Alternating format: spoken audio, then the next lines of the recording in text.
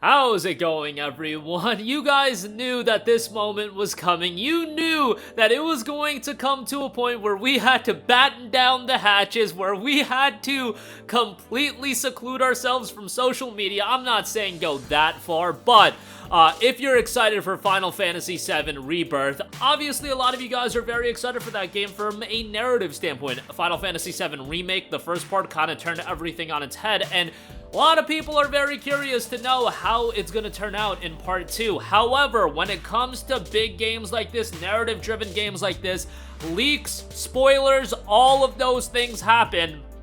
In fact, when it came to the Final Fantasy VII Remake, going into the release of that game, I had expected that game to remain relatively faithful to Final Fantasy VII as a whole. Obviously, we knew that it was just going to be the first part of a trilogy, but I thought, hey, they're going to expand the game a little bit, and, you know, it'll be faithful to what the original was. I didn't think, honestly, they had the balls to make major changes just because of how beloved a narrative experience in Final Fantasy VII it is to people. I just thought Square is going to be like, yo, if we change anything, people are going to bring out the pitchfork. So I just thought, hey, nothing's gonna happen. And then pre-release, I get a message from my boy, and he's like, bro, they're changing everything, and immediately just spoils me the entire ending of Final Fantasy VII Remake. That man has spoiled me a lot of things in the past, and yes, I had my experience with Final Fantasy VII Remake completely spoiled, and if you're familiar with the ending, obviously, it is a colossal reveal, and essentially the concluding moments of the Final Fantasy VII Remake is when you realize, oh crap, they are completely changing everything,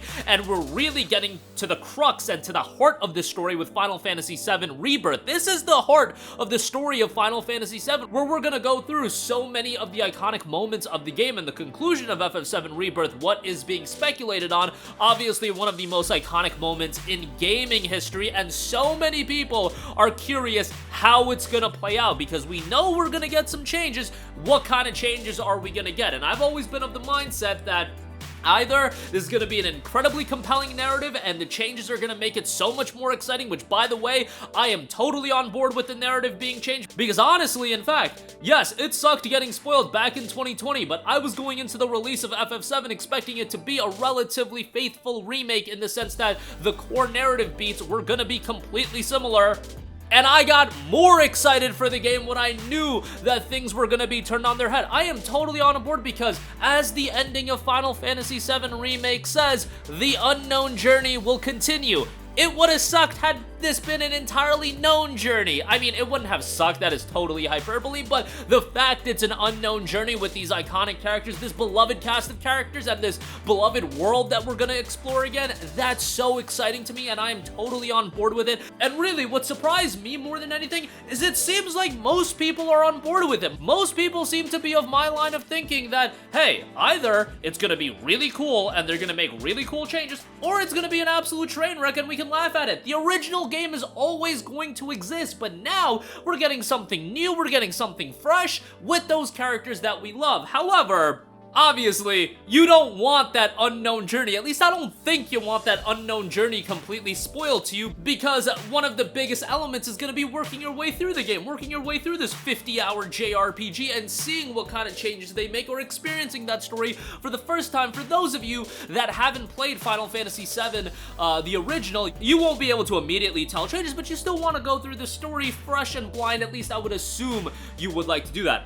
First of all, it should be known that the trophy list is live right now. The entire trophy list is live, and you might be thinking a trophy list, that's not really going to tell you much of a spoiler, but given that I would have to imagine that you are going to get a trophy for every chapter that you complete in the game, that can be a little bit of a spoiler. Don't get it twisted, it might not be major spoilers, but that could be a little bit of a spoiler. Also, Tom Henderson noted on Twitter that the embargo is going to be lifting on February the 22nd.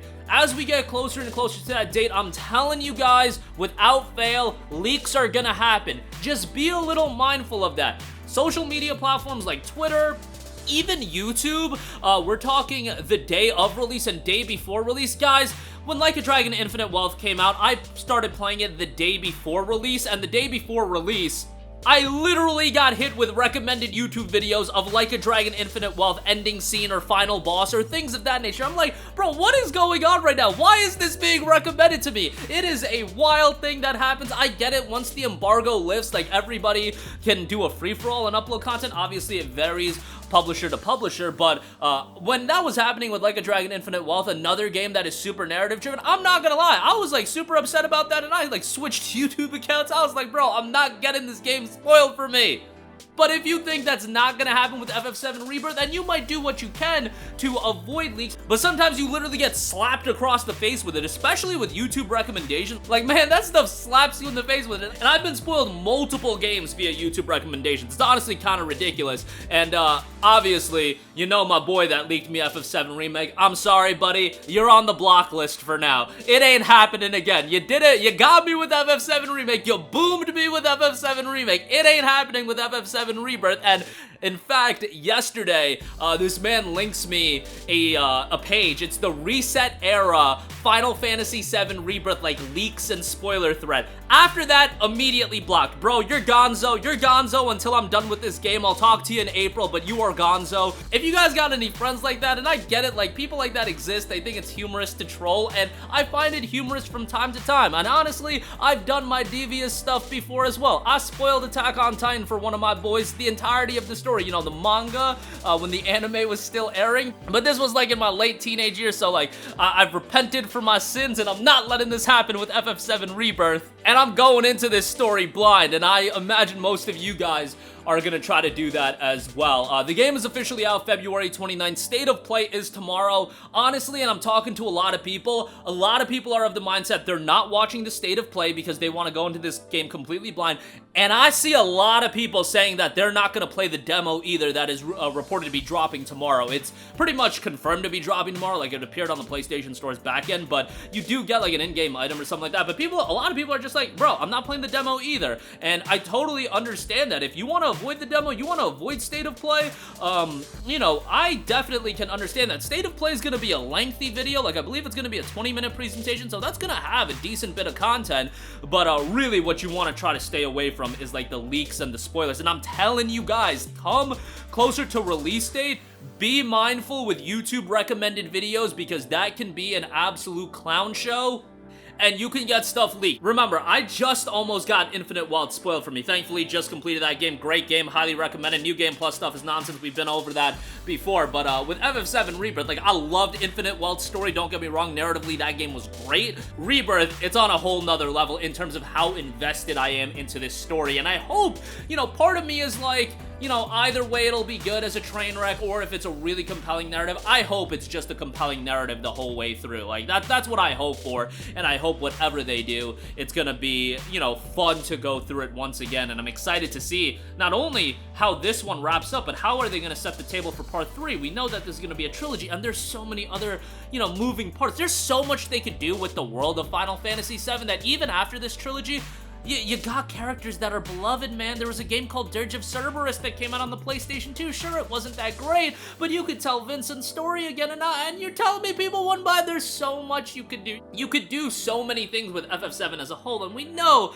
that it's quite the commercial incentive for Square Enix to do it as well. But rambling over, excited for FF7 Rebirth. I know all of you guys are. I know some of you guys got that $350 pre-order already in of the top-end edition that Square Enix billed people for immediately. Come on, Square, fix your store. But yeah, now comes the moment. I'm telling you guys, you want to be a little bit mindful and careful of what you look at as far as in regards to this game. Like, obviously no spoilers in this video, but going forward, and don't worry, my channel ain't gonna have spoilers until like 6 months later. Like, we ain't gonna talk about the story at least super in-depth for a long time, and I try to be pretty good with that with JRPGs as a whole on this channel, not to get into too big of spoiler territory. Obviously, Remake at this point, like, I feel like spoilers is open season for a game that's 4 years old, but yeah, for Rebirth, I'm not going to talk about key narrative points until later on. But that'll do it for me. Let me know all of your thoughts in the comments section down below. Sound off there. Just be a little careful with the FF7 leaks, but that'll do it for me. Again, your thoughts below. Thank you for watching, and goodbye.